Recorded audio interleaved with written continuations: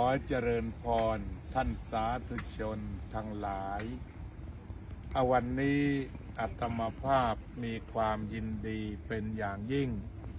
ที่ได้พบท่านพุทธศาสนิกชนชุมชนคนรักธรรมทั้งหลายการประชุมในวันนี้เกิดขึ้นเนื่องจากได้ปรารภพี่น้องชุมชนคนรักธรรมจำนวนหนึ่งที่ได้ไปวัดพุทธปัญญาในวันเสาร์เพื่อเจริญสมาธิภาวนาอย่างต่อเนื่องนับตั้งแต่พักได้ปิดช่วงโควิด -19 ด้วยความไม่สะดวกของพระสงฆ์และก็ญาติโยมต่างๆเราก็ต้องปิดตัวไปร่วม3 ปีแต่จิตใจที่เคยมาร่วมก็ยังคงอยู่เหมือนเดิมก็รอคอยว่าวันไหนที่พวกเราสะดวกก็จะได้มาพบกันอาตมาภาพได้ปรารภกับคุณเอกพลและก็หลายท่านที่ไปทำวัดอยู่ที่วัดพุทธปัญญาคุณอนุชาซึ่งเป็นหัวเรี่ยวหัวแรงสำคัญที่ต้องการให้การชุมนุมของชุมชนคนรักธรรมนี้ยังคงอยู่ต่อไปอาตมาก็เลยเลือกวันนี้อันเป็นวันที่จะเข้าสู่เทศกาลวันศาสตร์หรือระลึกถึงวันพระบุรุษไปจนถึงวัน15 ค่ำไปถึงแรม15 ค่ำเดือน10ในเทศกาลนี้ตามโบราณเป็นความเชื่อผสมผสานกับวิถีพุทธของเราก็คือเชื่อกันว่าบรรพบุรุษของเราทั้งหลายที่จากลาไปนั้นบางส่วนท่านก็ได้ไปขึ้นสวรรค์เสวยสุขในสุขคติบางส่วนที่ทำอะไรผิดพลาดไปบ้างก็จะต้องไปตกนรกอยู่จำนวนหนึ่งตามความเชื่อท้องถิ่นผสมแบบพุทธซึ่งเรียกว่าแต่ละภาคเหนือภาคใต้ภาคกลางภาคอีสานเราก็มีความเชื่อในทางเดียวกันที่เรียกว่านึกถึงบรรพบุรุษอาตมาก็ได้คติมาจากทางใต้ก็เรียกว่าวันรับตายายวันส่งตายายวันพรุ่งนี้พอวันมะรืนนี้ก็เป็นวันรับตายายแล้วก็พอไปถึง15 ค่ำเดือนเรียกว่าเดือน11ขึ้น15 ค่ำก่อนถ้าเดือน10แรม15 ค่ำก็จะได้เป็นวันส่งตายายนั่นเองก็เรียกว่าพวกนั้นก็ว่า15 วันที่มีความเชื่อแบบนี้ทีนี้ในช่วง15 วันนี้ถ้าบรรพบุรุษดังกล่าวมาเยี่ยมลูกเยี่ยมหลานท่านก็จะรอคอยถึงการทำบุญให้กับลูกกับหลานลูกหลานจะทำบุญอุทิศให้ด้วยเหตุนี้เองอย่างผู้ที่มีความเชื่อกันแบบนี้15 วันนี้ก็จะสมาทานศีลบ้างเจริญภาวนาบ้างให้ทานบ้างเพื่อให้เป็นบุญกุศลแล้วก็อุทิศแก่บรรพบุรุษที่มาเยี่ยมลูกหลานตามความเชื่อก็บอกว่ามันคล้ายๆว่ามาเก็บหน่วยกิจ requirement สมมติว่ามาเที่ยวนี้เหลือ10 ยูนิตจะได้ไปเกิดในสวรรค์ฉะนั้นมาเที่ยวนี้โยมก็ปฏิบัติธรรมแล้วอุทิศประมาณ10 วันก็ได้10 ยูนิตฉะนั้นท่านก็ไปขึ้นสวรรค์แบบออโตเมติกไม่ต้องกลับนรกกับความหมายเป็นแบบนั้นฉะนั้นอย่างดินแดนที่เขาถือเข้มเช่นจังหวัดนครศรีของทางใต้จะถือเข้มข้นนั่นก็คือว่าจะไปวัดไปทำบังสกุลกันในช่วงนี้กันอย่างมากอย่างจริงจังจนกว่าจะไปจบในวันส่งตายายแต่ของเราก็รู้สึกว่าจะนัดพบ21ใช่ไหมครับที่วัดพุทธปัญญาครับแล้วเราก็จะไปวัดพุทธปัญญาเชิญทุกภาคก็เลยไม่ได้เขียนว่าศาสตร์ภาคไหนยังไงเรียกว่าศาสตร์ไปรำลึกถึงบรรพบุรุษกัน นั่นก็คือว่าไม่จำกัดว่าอยู่ภาคไหนใครที่รักบรรพบุรุษก็เราจะไปทำบุญด้วยกันตามวันเวลาดังกล่าวมาแล้วสำหรับวันนี้ก็ได้ปรารภว่าควรจะทำบุญกันสักอย่างหนึ่งก็คือมาพบกันและอย่างหนึ่งนอกจากเรานึกถึงบรรพบุรุษเราก็ถือว่ามาระลึกถึงพี่น้องชาวพาร์คที่เราเคยมาอยู่ด้วยกันถึง20 ปีแล้วก็ในช่วงโควิดก็มีคนจากพวกเราไปเยอะโดยเฉพาะสมาชิกที่เราพอรู้จักกันน่าจะเกิน10ฉะนั้นก็ เราก็จะต้องมาระลึกถึงกันด้วยจากช่วงโควิดเนี่ยจากกันไปเยอะฉะนั้นในวันนี้ก็มาระลึกถึงท่านเหล่านั้นด้วยและนอกจากนี้ก็มาระลึกถึงกิจกรรมในอดีตที่เราเคยทำร่วมกันมาโดยจุดประสงค์เพื่อที่จะมาอยู่ใกล้พระพุทธเจ้า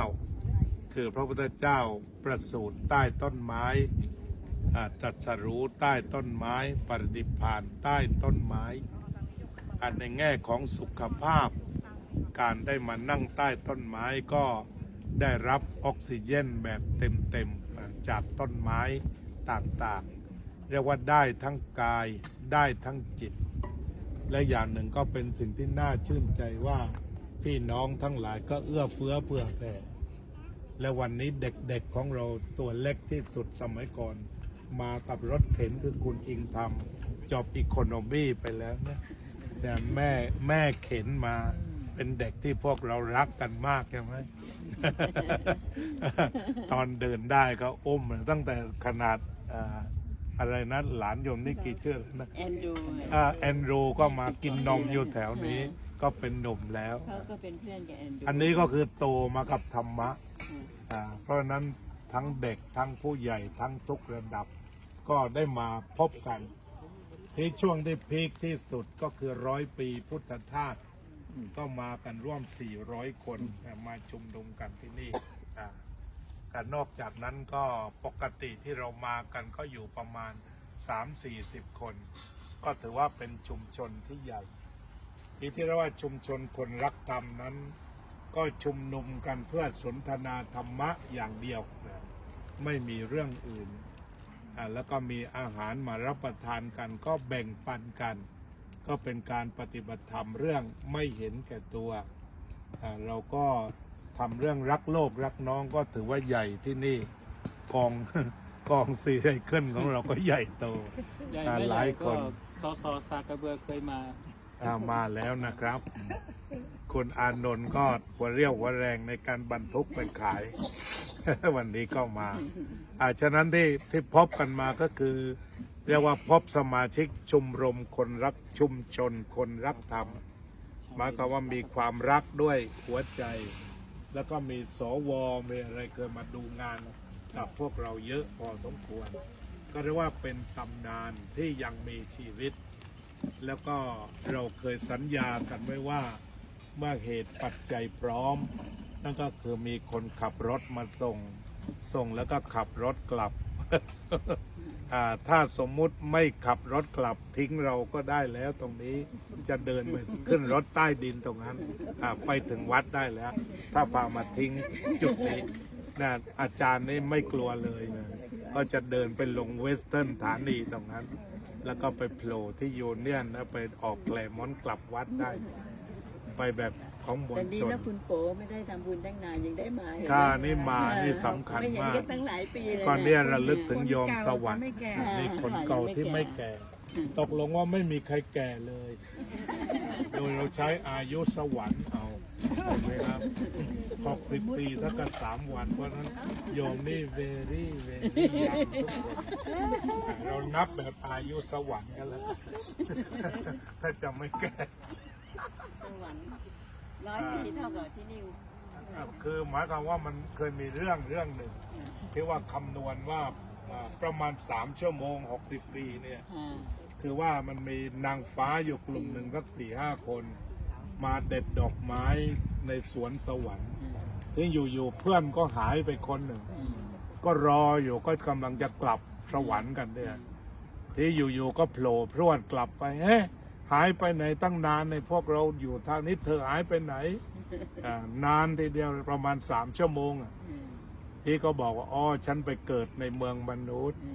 แล้วก็เติบโตมาแต่งงานมีลูกลูกสบายหมดอายุจะ60แล้วก็เลยเข้าวัด เข้ามาช่วยงานพระ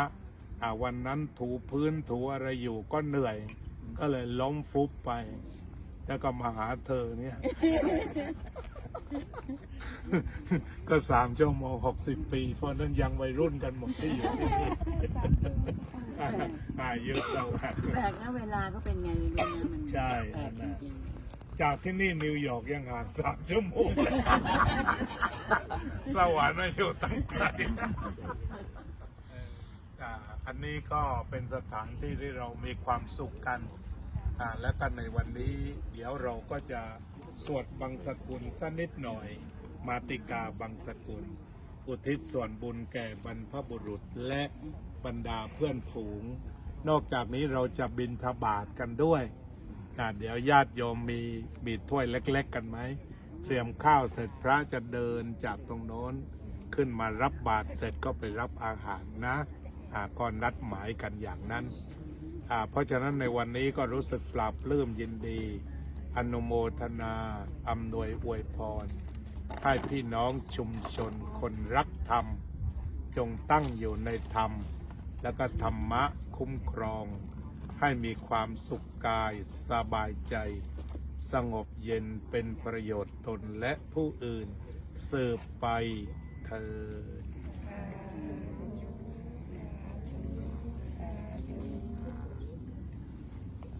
นิมนต์ช่วยกัน